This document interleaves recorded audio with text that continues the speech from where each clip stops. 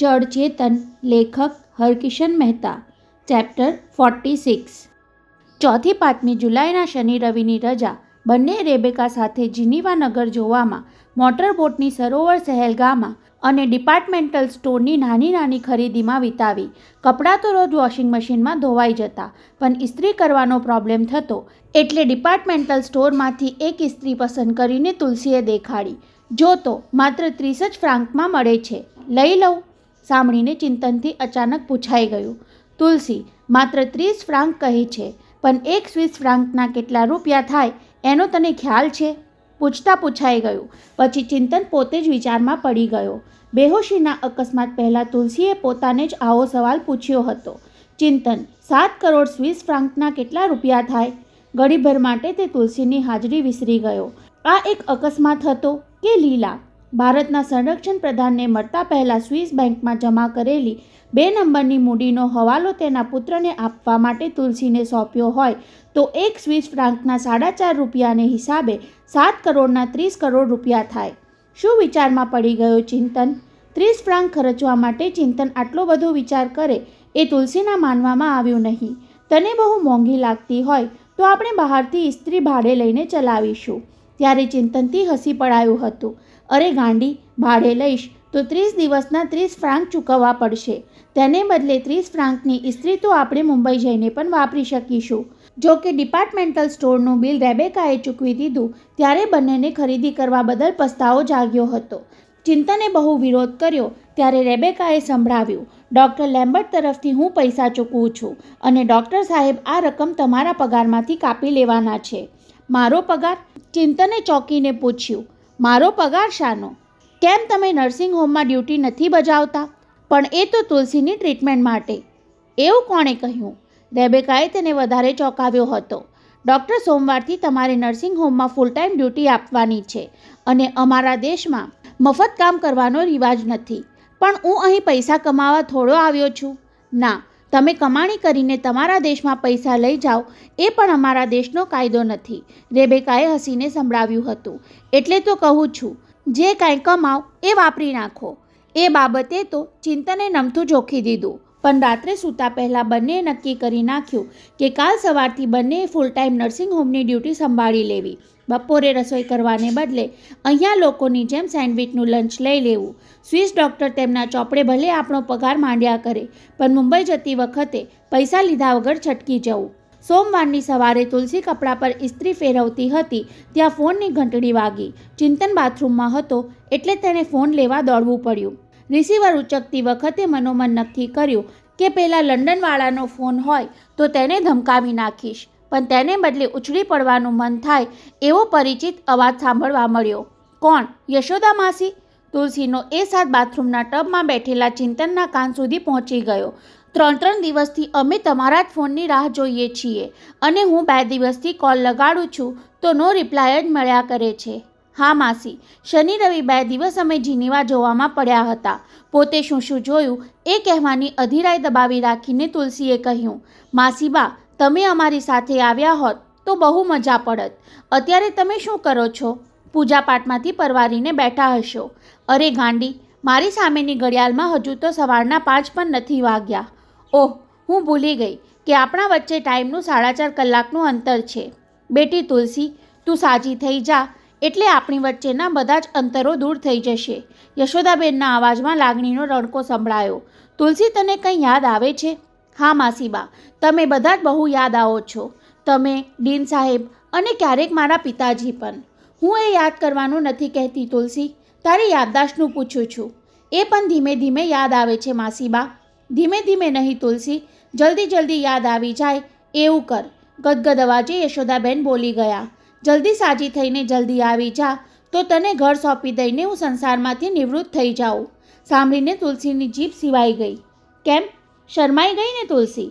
એનો જવાબ આપવાની તુલસીને જરૂર ન પડી. બાથરૂમમાંથી ટુવાલભેર ધસી આવતા ચિંતને તેના હાથમાંથી રિસીવર ઝૂંટવી લીધું. આ ઇન્ટરનેશનલ ટ્રંક કોલ છે તુલસી, એમ આરામથી આલતુ ફાલતુની વાત ના કરાય, કહીને તેણે વાત શરૂ કરી. કેમ બા, કેમ છો? ચિંતન, અમે તો મજામાં છીએ. તમારી ચિંતા થાય છે. અમારી ચિંતા? તેણે તુલસી સામે જોવા માટે ડોક ઊંચી કરી. તો એ ત્યાં ન હતી. હવે ચિંતનને ખ્યાલ આવ્યો કે પોતે ટુવાલભેર ઉઘાડા રીલે આવી ચડ્યો હતો એટલે શરમાઈને સામેથી સરકી ગઈ. બા, અમે તો અહીં મજામાં છીએ. 2 દિવસથી ફોન કરવાની ઈચ્છા જોર કરતી હતી, પણ કોલનું બિલ સ્વિસ ડૉક્ટરે ભરવું પડે એટલે જ મેં ફોન કર્યો. ચિંતન, તને એકાદ દિવસમાં મારો પત્ર મળી જશે, યશોદાબેને ઉતાવળે કહેવા માંડ્યું. ફોનમાં બધું કહેવાય નહીં. મુકુંદ બહુ ગિન્નાયો છે. તમારા ગયાના બીજા દિવસે હોસ્પિટલમાં ધાંધલ કરવા આવ્યો હતો, પણ ફાવ્યો નહીં. પછી સાંજે ઘેર આવ્યો હતો. મીઠી મીઠી વાતો કરીને મારી પાસેથી ત્યાંનું સરનામું અને ટેલિફોન નંબર લઈ ગયો. કદાચ એ તુલસીને કાગળમાં ભરતું સરતું લખશે, કદાચ એ ફોન પણ કરે. તો તું સંભાળી લેજે.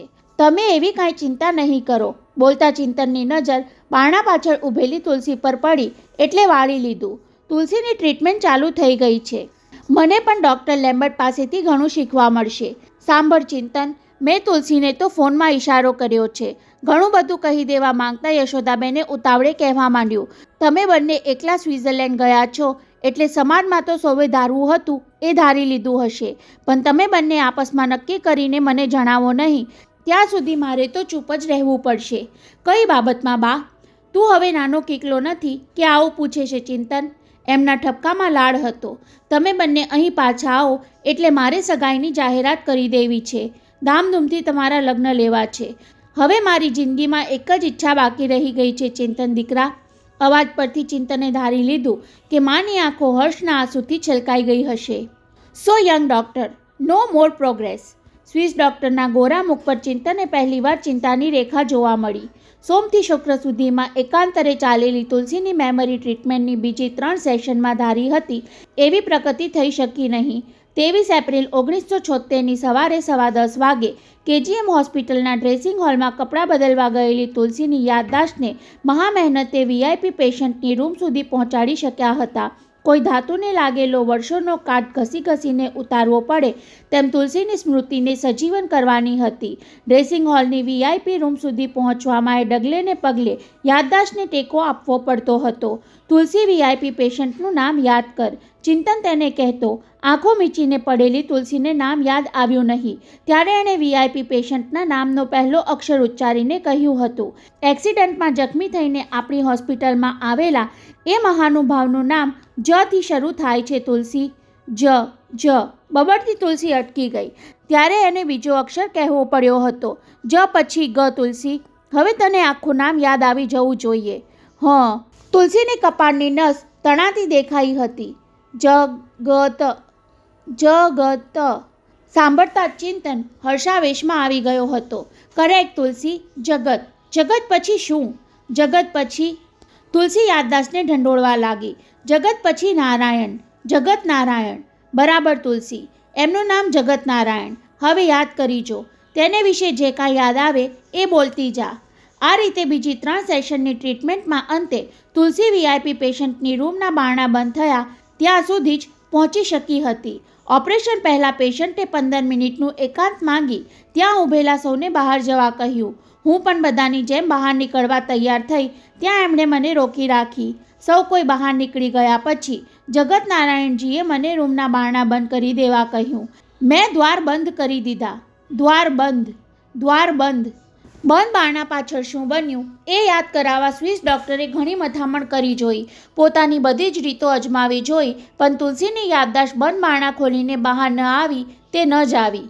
કલાક પહેલાંની 4થી સેશન્સમાં ચિંતને કહેવું પડ્યું. તુલસી, તને એ તો યાદ હશે કે ફરી તે વીઆઈપી રૂમના દ્વાર ખોલ્યા ત્યારે બારણા ખુલવાની વાત પર તુલસીના ચહેરા પર એકાએક રાહતના ભાવ પ્રસરી ગયા. મને યાદ છે, ત્યારે હું ગીતાના શ્લોક રટતી હતી. નૈન છિંદંતી શસ્ત્રાણી, નૈન દહંતી પાવક. મધુર કંઠે અને કરુણાભર્યા સ્વરે તુલસી ગીતાનો એ શ્લોક રટતી હતી ત્યારે ચિંતને તેને રોકવી પડી. નહીં તુલસી, બારણા ખુલ્યા પછીનું તને યાદ આવે છે, પણ બંધ બારણાના એકાંતમાં શું બન્યું એ પહેલાં યાદ કરવાનું જ છે. પ્લીઝ તુલસી. અને ત્યારે તુલસીએ તદ્દન અણધારી પ્રતિક્રિયા દર્શાવી.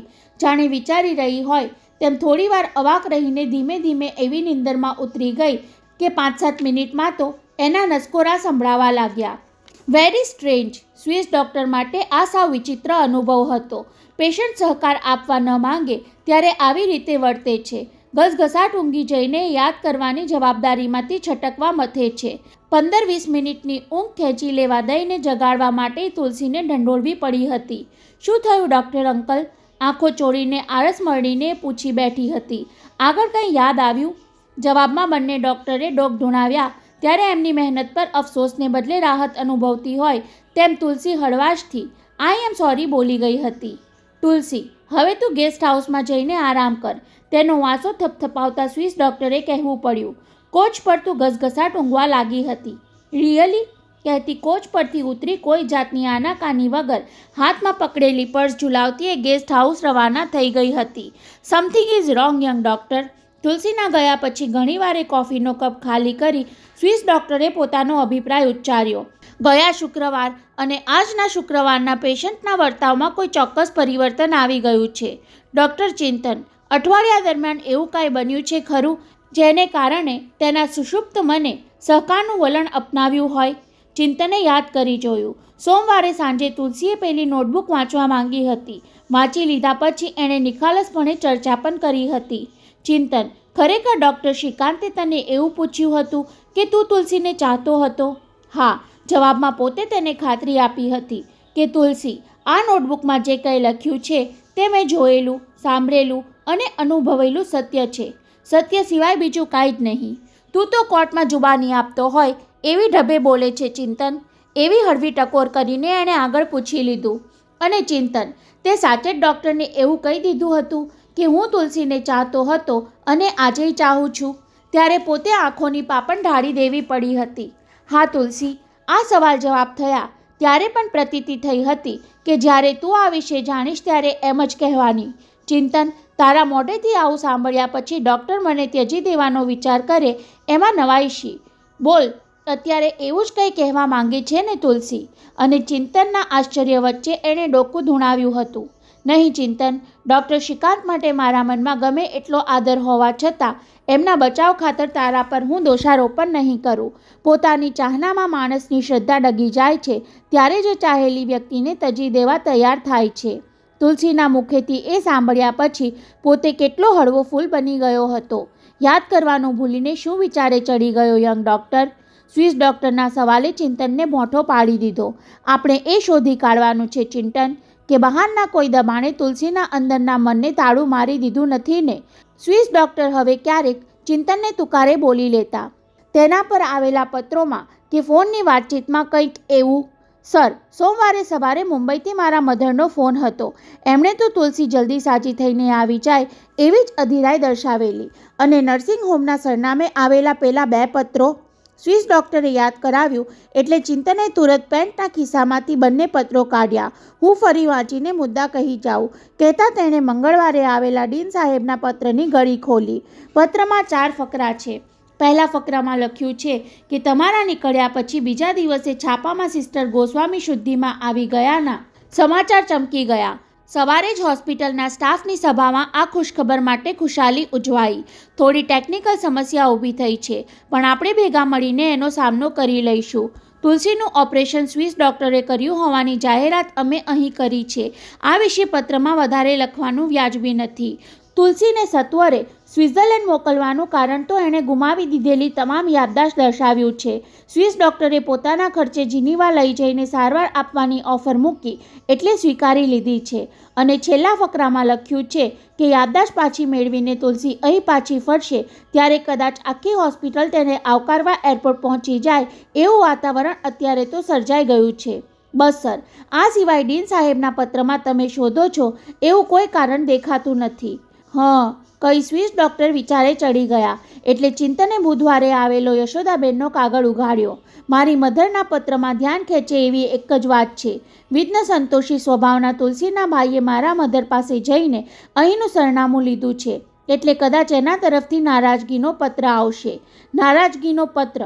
જિજ્ઞાસા જાગી હોય તેમ ડૉક્ટરે પૂછ્યું. એવું શું કામ? ત્યારે ચિંતને તુલસીના મોટા ભાઈનું પ્રકરણ ટૂંકમાં કહી સંભળાવવું પડ્યું. પિતા પુત્ર વચ્ચેનો અણબનાવ, બેહોશ તુલસીને સારવાર માટે લંડન લઈ જવાની ઓફર આવી ત્યારે એની સાથે પરદેશ જવાની જાગેલી આશા, તેનાથી છાનું રાખીને થયેલું તુલસીનું ઓપરેશન અને જાણ વગર તુલસીનું જીનીવા આવવું. વગેરે વિગતો કહી, પણ સુરતનારાયણવાળી વાત કહેવાનું ચિંતને ટાળ્યું. એના ભાઈનો પત્ર તો ભવિષ્યની વાત ગણાય. આપણે તો આ અઠવાડિયા દરમિયાનની કોઈક ઘટનામાંથી કારણ શોધી કાઢવાનું હતું કહીને સ્વિસ ડૉક્ટરે વાત સંકેલી લીધી. એનીવે, ધીરજ રાખ્યા વગર ચાલશે નહીં. તુલસીનું સબકોન્શિયસ માઇન્ડ આપણી સાથે અસહકાર કરે છે તો આપણે પર 2-4 દિવસ એની સાથે અસહકારનું વલણ અપનાવીશું. ચિંતનને માટે આ વાત નવી હતી. હવે શનિ રવિની રજા આવે છે એટલે તુલસીએ ધારી લીધું હશે કે સોમવારે ફરી સેશન થવાની, પણ સોમ મંગળ હું ટ્રીટમેન્ટનું બોલીશ જ નહીં. એની પોતાની તપ્તરતા વધી ગઈ છે એવું લાગે ત્યારે જ હવે પછીની સેશન રાખીશું કહીને ડૉક્ટર લેમ્બર્ટે તાકીદ કરી. ચિંતન, તારે પણ આ અંગે મૌન સેવવાનું છે. તને પૂછે તો મારો હવાલો આપી દેજે. એઝ યુ સે સર કહી ચિંતન ટેપ રેકોર્ડરમાંથી કેસેટ કાઢીને લોકરમાં મૂકવા જતો હતો ત્યાં મેમરી થિયેટરનો દરવાજો નોક કરીને રેબેકાએ અંદર આવવાની રજા માંગી. Yes, come in.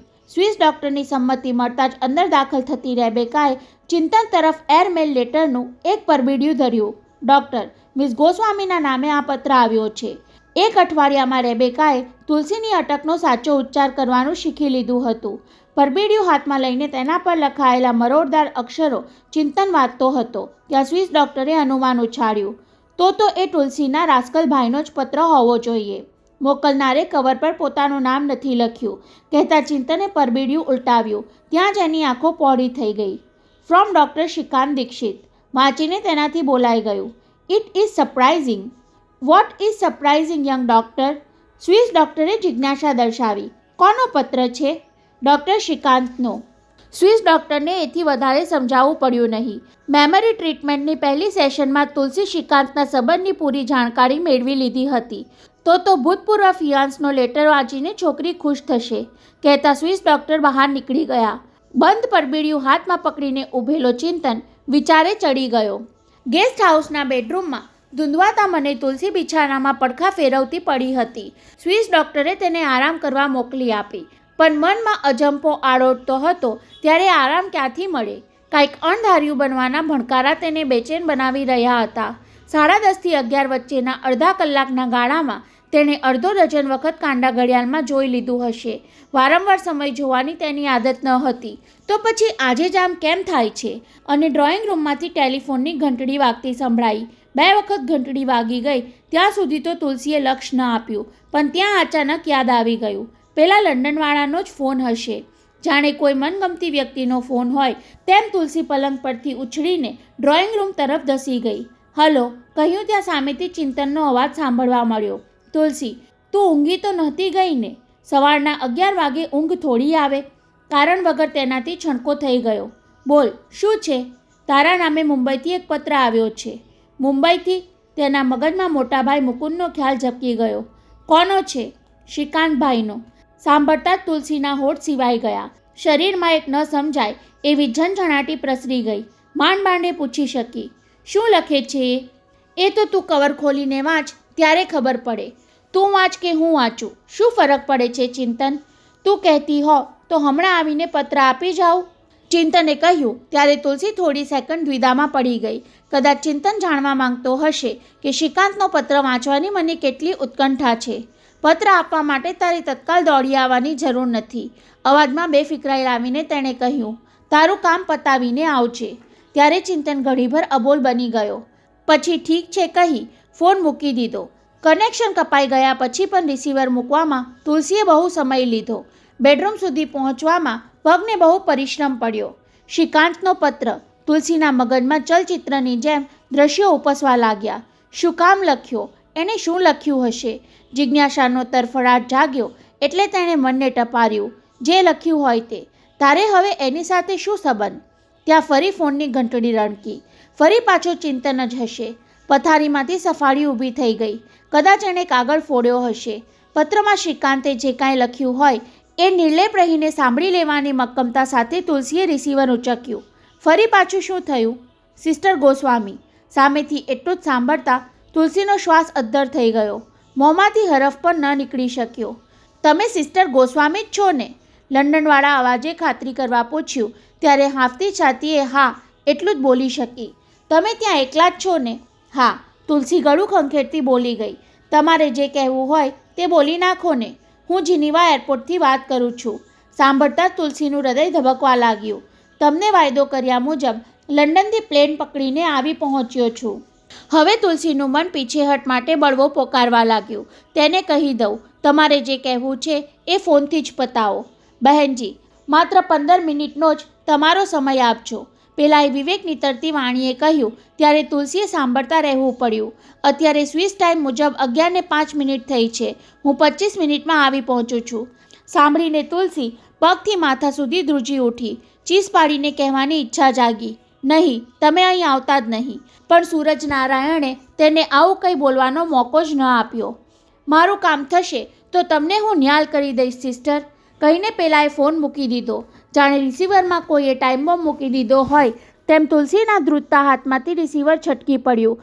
હથેળીમાં પસીનો લૂછી રિસીવરને ઠેકાણે મૂકવામાં ભારે કષ્ટ વર્તાયું. ન બનવા જેવું કાંઈક બની જવાની દહેશતથી તેના કપાળની નસ ઉપસવા લાગી. બીજા લોકો માટે અગમવાણી ઉચ્ચારતી તુલસીને થયું કે મારી પોતાની જ બાબતમાં દિવ્ય દ્રષ્ટિ દ્વારા કેમ કાંઈ જોઈ શકતી નથી. સંકટ સમયે માણસ નિરાધારી અનુભવે ત્યારે ઈશ્વરનો આધાર લેવા જાય તેમ તુલસી બેડરૂમની દિવાલે ટીંગાતી શ્રીનાથજીની છબી સમક્ષ દોડી ગઈ. ઠાકોરજી, રક્ષા કરજો. 2 હાથ જોડી ગદગદ કંઠે આજીજી કરવા લાગી. એ અજાણ્યા માણસના આગમનમાં મને અમંગળના એંધાણ વર્તાય છે. મારી ભૂલ તમે સુધારી લેજો. પ્રાર્થનાનું બળ 2-5 મિનિટ જ ટકી શક્યું. ફરી પાછું મન રઘવાયું બની ગયું. તુલસીએ કાચની બારીમાં ડોકિયા કરીને જોઈ લીધું. બહાર બધે જ હરિયાળી ફેલાયેલી હતી, છતાં બળતા જીવને ટાઢક ન વળી. શું કામ મેં એ માણસને અહીં સુધી આવવાનું પ્રોત્સાહન આપ્યું? શું કામ મેં ચિંતનને અંધારામાં રાખ્યો? ચિંતન, એના મગજમાં ઝબકારો થતાં જ તેણે ડોટ મૂકી. ડ્રોઈંગ રૂમમાં પહોંચી ઝડપથી ટેલિફોનના બટન દબાવ્યા. સામે છેડે ઘંટડી વાગીને ફોન ઉચકાયો એટલે ઉતાવળે બોલી ગઈ, please put me to doctor Majmudar. એટલું બોલતા તેના શ્વાસનો વેગ વધી ગયો. બોલ તુલસી. ઘોર અંધારામાં રોશની ઝબૂકી ઉઠે તેમ તુલસીએ રાહત અનુભવી. ચિંતન, તું હમણાં જ આવી જા. સાંભળીને ચિંતન હસી પડ્યો. સારું થયું તે ફોન કર્યો. મને પણ શિકાનભાઈનો પત્ર વાંચવાની અધીરાઈ સતાવતી હતી. તું હમણાં ને હમણાં આવી જા ચિંતન, પ્લીઝ. અબ ઘડી આવ્યો તુલસી. અબ ઘડીની ખાતરી કરવા માંગતી હોય તેમ તુલસી શયનખંડની બારી પાસે પહોંચી ગઈ. સાચે ચિંતન ઉતાવળા પગલે નર્સિંગ હોમના ગેટની બહાર નીકળતો દેખાયો. ત્યારે આંખો મીચી દઈને હાશ બોલી ગઈ. પગલે પગલે ચિંતન પોતાની નિકટ આવી રહ્યો છે એવી પ્રતીતિએ તુલસીને ફરી સ્વસ્થ બનાવી દીધી. સીડી ચડતા થતાં તેના પગ રવે તુલસીને નિર્ભય બનાવી દીધી. અને જેવો એ સામે આવ્યો કે તુલસી ફરી પાછી પહેલાં જેવી અક્કડ બની ગઈ. એને હમણાં કાંઈ જ નથી કહેવું. બારી પાસેથી પલંગમાં બેસી ગયેલી તુલસી તરફ હસીને ચિંતનને પરબીડિયાવાળો હાથ લંબાવ્યો. એરમેલની ડિઝાઇનવાળા પરબીડિયાને ઘડીભર તાકી લઈને તુલસીએ હાથ લંબાવ્યો, પણ એના સ્પર્શથી દાઝી જવાની બીક લાગતી હોય તેમ ઝાટકા સાથે હાથ પાછો ખેંચી લીધો. તું જ વાંચી સંભળાવને. એની એ ચેષ્ટાથી ચોંકેલો ચિંતન ઘડીભર આનાકાનીના ભાવ સાથે તેને જોતો રહ્યો. કહું છું, કાગળ ખોલીને જલ્દી વાંચને. ફરી હસી પડતા ચિંતને ખુરશી પર બેસતા બેસતા જ પરબીડિયાની કિનારી સાચવીને ફાડી. તુલસીએ અધીરાઈભેર કાંડા પર નજર નાખી લીધી. તુલસી. સંબોધન વાંચીને ચિંતને તુલસી સામે જોયું, પણ સામેથી કોઈ પ્રતિભાવ ન મળ્યો એટલે આગળ ચલાવ્યું. ઘણી મથામણ પછી આ 4 જ લીટી લખવા પામ્યો છું. તારા જીવનમાં ચમત્કાર થયો એ જાણ્યા પછી મારા આત્માએ કેવી પરમ શાંતિ અનુભવી છે એ હું વર્ણવી શકું તેમ નથી. બાકી તો આ રીતે પત્ર લખીને તારા ખબર પૂછવાનો અધિકાર પણ હું ધરાવતો નથી. તારી ક્ષમા નથી માંગતો, કારણ કે તું સત્વરે ક્ષમા આપી દે એવી છે. પણ એવું કરીને હું મારા અક્ષમ્ય અપરાધની સજામાંથી છટકવા નથી માંગતો. ચિંતનને મારી યાદ. એ જ લિખિતન શ્રીકાંત. પત્રનું લખાણ વાંચીને ક્ષણભર માટે વિહવળ બની ગયેલી તુલસીએ ફરી ઘડિયાળમાં જોઈ લીધું. 11:22 થઈ ચૂકી હતી. જાણે શ્રીકાંતનો કોઈ પત્ર જ આવ્યો ન હોય એવા નિર્લેપ ભાવે ચિંતનને કહ્યું, તું બારણા બંધ કરીને આવ્યો છે? હા. કેમ? તો ઉઘાડીને આવ. તેના મૃદુ અવાજમાં આજ્ઞાનો રણકો હતો. ખભા ઉછાળતો ચિંતન બહાર જઈ બારણા ઉઘાડા મૂકીને ફરી તેની સામે આવીને ખુરશીમાં ગોઠવાઈ ગયો. તુલસી, કોઈ આવવાનું છે? હા. કોણ? તુલસીને એનો જવાબ આપવાની જરૂર ના પડી. ભારેખમ પગલાં સાથે કોઈક ઝડપથી સીડી ચડી રહ્યું હોય એવો અવાજ કાને પડતા જ બંને ટટ્ટાર થઈ ગયા.